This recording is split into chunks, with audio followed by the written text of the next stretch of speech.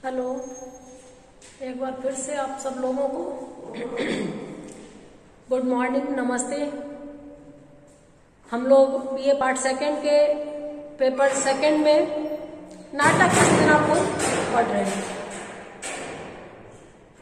नाटक में हम उस जगह पर पहुंचे थे जहां वेद व्यास और अंबिका के बीच में संवाद हो रहे हैं। वेद व्यास सत्यवती के कहे मुताबिक नियोग के लिए प्रस्तुत है। अंबिका के सामने यह रहस्योद्घाटन होता है कि वेद व्यास भी उसके देवर हैं। उसके एकमात्र देवर भीष्म नहीं है और वो चौंक जाती है। अब वेद व्यास उसे देह से ऊपर उठकर, कामनाओं से ऊपर उठकर नियोग के लिए प्रेरित करते हैं। तो दूसरी तरफ अंबिका तर्क देती है कि देह भी तो मन के अधीन है, मन को वश में रखकर देह प्रस्तुत कैसे की जाए। मन आखिर खुद देह पर राज करता है, देह का एक धर्म होता है। अंत में दोनों की बातचीत के बाद उसके तर्क से परास्त तो मैं नहीं कहूंगी, लेकिन एक तरीके से अंबिका की बात को महत्व देते हुए उन्होंने कहा कि ठीक है, मैं चला जाऊंगा, मैं अगर मंजूर नहीं हूं, लेकिन नियोग तो करना पड़ेगा। दूसरे तरीके से उन्होंने अंबिका के सामने भी उसकी हार जाने की नियति को रख दिया। अंततः अंबिका परास्त होगी ऐसा उन्होंने भी जता ही दिया। आगे हम देखते हैं कहाँ क्या बात चल रही है। व्यास कहते हैं, लेकिन इस तर्क वितर्क से कोई लाभ नहीं अंबिका। कुरुवंश को बनाए रखना तुम्हारा दायित्व है। नियोग के लिए तो तुम्हें अपने को प्रस्तुत करना ही होगा। मुझे न चाहो तो मैं लौट जाता हूं। मेरे साथ ना सही किसी और के साथ नियोग तो तुम्हें करना होगा। राजवंश की बहू हो तुम, यहाँ की पुत्र वधू होने का ये कर्ज निभाना ही पड़ेगा। जब वो कहते हैं कि मैं लौट जाता हूं तो अंबिका बोलती है, यह आपका अपमान होगा मुनिवर। नियोग होना ही है तो फिर आपको रुष्ट क्यों किया जाए। अब एक देवर मात्र नहीं है, वो एक ऋषि है, एक संत है, सिद्ध पुरुष है। तो वो कहते हैं कि जब नियोग होना ही है तो फिर आपको रुष्ट क्यों किया जाए, आपको क्यों नाराज करें। एक कहावत है, इसका तुक क्या मुझे नहीं पता, सलाम के लिए मूल्य को क्यों नाराज करना। यहाँ पर कुछ कुछ वैसा ही है कि भाई नियोग होना ही है तो फिर आप आ ही गए हैं तो आपको नाराज क्यों करूं। छोटी मोटी हस्ती तो वेद व्यास है नहीं, लेकिन व्यास अपना रुख स्पष्ट कर देते हैं, मैं रुष्ट नहीं हूंगा अंबिका, मैं रूठूंगा नहीं, मैं नाराज नहीं हूंगा। क्योंकि रूठने मनाने से ऊपर उठ चुके हैं वेद व्यास। अंबिका कहती है, असंतुष्ट तो होंगे ही ना, कम से कम असंतुष्ट तो आप जरूर होंगे कि आपकी माँ ने आज्ञा दी थी वो आप निभा नहीं पाए। नहीं मुनिवर, आप अपनी माँ की आज्ञा का पालन करें, मैं आंखें मूंद कर अपना दायित्व निभाने का प्रयास करूंगी। नहीं मुनिवर, आप अपनी माँ की आज्ञा का पालन करें और मैं आंख मूंद कर अपने को प्रस्तुत कर दूंगी नियोग के लिए। इस आंख मूंदने शब्द में सिर्फ आंख मूंदना अभिधा में नहीं है, अपने को कठोर बना लेना, अपने को खोल में छुपा लेना और अपने को एक देह के रूप में प्रस्तुत कर देना जहां मन नहीं है, इच्छाएं नहीं है, कामनाएं नहीं है। देह मृत देह के तरह, डेड बॉडी की तरह हो। व्यास अंबिका की ओर बढ़ते हैं और उसके दोनों कंधों पर हाथ रखते हैं। सांकेतिक रूप से दिखाया है कि व्यास अंबिका की तरफ आते हैं, उसके कंधों पर हाथ रखते हैं, यानी वो नियोग के लिए प्रस्तुत है, शारीरिक संबंध बनाने के लिए तत्पर है। अंबिका के मुख पर असहनीय पीड़ा के भाव। ये पंक्ति इसलिए लिखी गई है कि दृश्य काव्य है जो अंबिका की भूमिका में होगी। इस दृश्य में उसके चेहरे पर पीड़ा की, वेदना की असीम अनुभूति झलकनी चाहिए। और वो थी भी वास्तविक रूप से अंबिका, प्रस्तुत नहीं थी मन से उस नियोग के लिए। वह व्यास की ओर देखकर आंखें मूंद लेती है। बहुत सी चीजों के लिए जबरन तैयार होना पड़ता है स्त्री को। मंच पर अंधेरा हो जाता है, फिर प्रकाश। इस अंधेरे में अंबिका और वेद व्यास का दृश्य चला जाएगा, प्रकाश होगा। तो ये बात कुंती और शुभा के बीच चल रही थी। शुभा कुंती को इस नियोग के बारे में बता रही थी। वापस शुभा और कुंती विदुर के घर में बैठी दिखाई देती है। दृश्य परिवर्तन ये होगा रंगमंच पर। शुभा कहती है अंधी संतान ही हो सकती थी इस समागम से।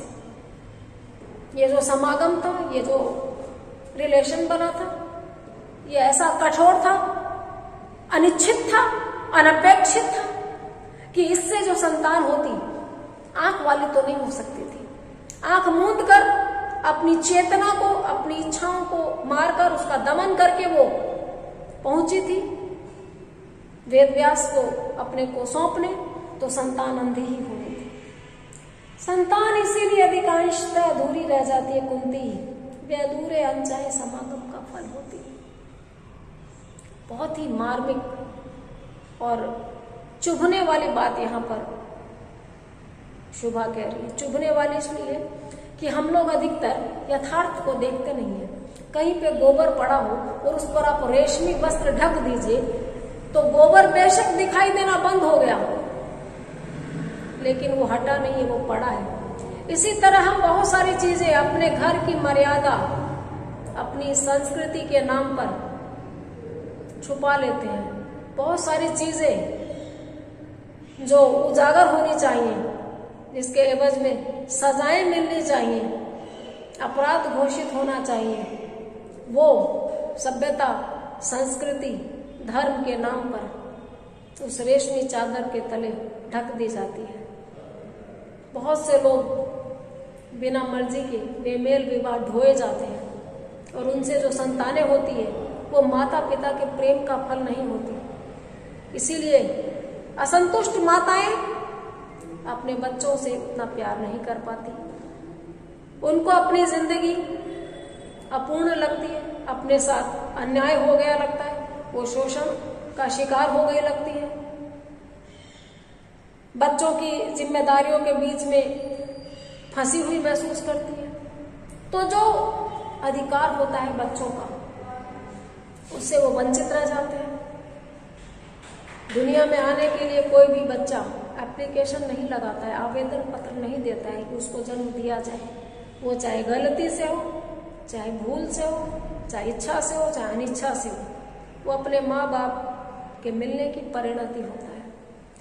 लेकिन अगर वो अनिच्छित संतान है तो दोनों ही में से कोई भी या दोनों ही वो प्यार नहीं दे पाते जिस पर बच्चे का हक है।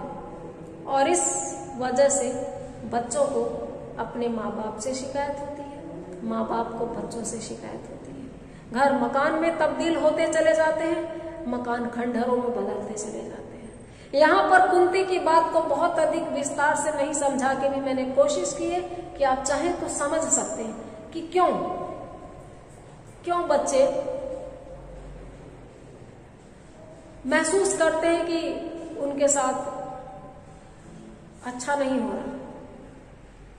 जितना बच्चों को अच्छी बातें सिखाने पर जोर दिया जाता है, उतना बड़ों को पेरेंटिंग सीखने के लिए प्रेरित नहीं किया जाता। ऐसी कोई काउंसलिंग सख्त जरूरी है जहां पर वो अपनी रजामंदी से एक नए इंसान को इस दुनिया में लाएं, जिसकी परवरिश की पूरी जिम्मेदारी उन्हीं पे होगी। बच्चे अगर प्रेम की परिणति हो तो वो अलग ही बचपन जीते हैं, योग्य नागरिक बनते हैं। अन्यथा अनचाहे बच्चों से दुनिया भरी हुई है। तो शुभा यही कहती है कि संतान इसीलिए अधिकांशतः अधूरी रह जाती है। फ्रस्ट्रेटेड, घुटन, कुंठा, आत्महत्याएं, अवसाद, ये सब इन्हीं चीजों का परिणाम है। आपसी समझ और प्रेम की कमी, वे अधूरे अनचाहे समागम का फल। कुंती कहती है लेकिन यहाँ पर कि नियोग ही है तो अनचाहा क्यों? उसमें तो स्वतंत्रता है ना चुनने की। नियोग में एक स्वतंत्रता है कि स्त्री चुन सकती है कि वो किससे नियोग करेगी। और चूंकि देखिए सावन के अंधे को हरा हरा ही दिखता है, ये भी एक मुहावरा है। हो सकता है नहीं, ये यकीनन खराब मुहावरा है। हम